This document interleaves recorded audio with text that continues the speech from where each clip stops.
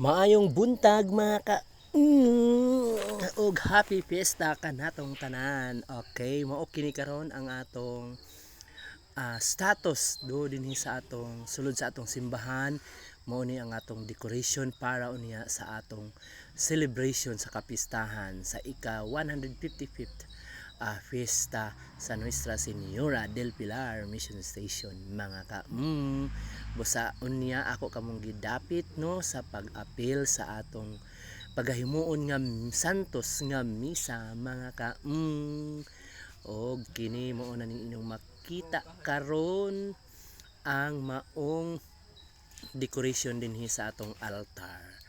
Okay, so thank you di ay sa atong decorator Risley ug uban sa iyang mga kauban no, si Imim, si Romley, si Mac Daryl, di ba? Ug uban pa nga nagtabang nga nag-decorate sa atong altar karon. So mao ni siya ang decoration nila. So thank you so much. Salamat dahil sa mga sponsor sa nag-sponsor sa atong mga bulak. Daghan kaayong salamat. Di ba kita ninyo?